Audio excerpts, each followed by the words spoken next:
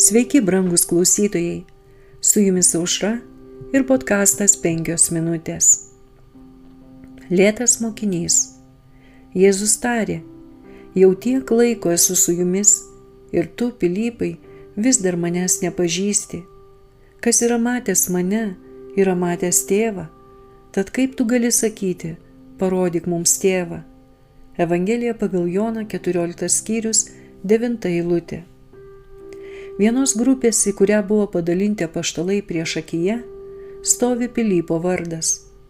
Jis buvo pirmasis mokinys, į kurį Jėzus kreipėsi su aiškiu paliepimu: eik paskui mane.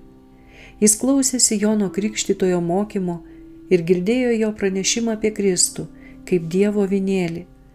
Pilypas buvo nuoširdus tiesos ieškotojas, tačiau lėtas patikėti.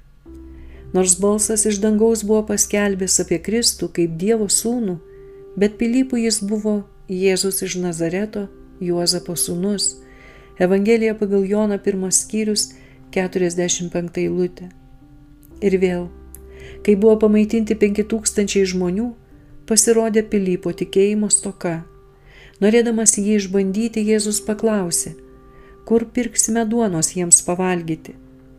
Dar kartą tomis paskutinėmis valandomis prieš nukryžiavimą Pilypas prakalbo tikėjimą silpninančiais žodžiais. Toks lėtas širdyje, toks silpnas tikėjime buvo mokinys, kuris 3 metus išbuvo su Jėzumi.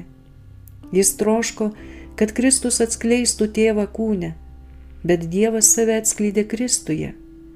Kristus paklausė, kaip tai yra įmanoma, kad tiek laiko vaikščiojant su manimi, klausantis mano žodžių, matant stebuklą pamaitinant 5000, išgydant sergančius mirtiną raupsų ligą, sugrąžinant mirusiuosius į gyvenimą, prikeliant Lozorių, buvusi mirties glėbyje ir kurio kūnas jau buvo irimo stadijoje, jūs vis dar manęs nepažįstate.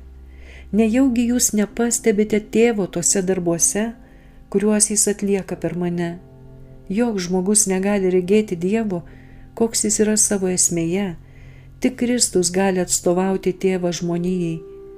Džiuginanti priešingybė Pilypo netikėjimui buvo vaikiškas Natanaelio pasitikėjimas. Iš prigimties jis buvo uolus, kurio tikėjimas leido suvokti jam nematomą tikrovę. Tačiau Pilypas buvo Kristaus mokyklos mokinys ir dieviškasis mokytojas kantriai pakentė jo ribotumą ir netikėjimą. Po to, kai ant mokinių buvo išlieta šventoji dvasia, Pilypas tapo mokytoju pagal dieviškai pavyzdį. Jis žinojo, ką kalba ir mokė su įkvėpimu, kuris įtikinamai veikė jo klausytojus. Su jumis buvo podkastas 5 minutės ir Aušra.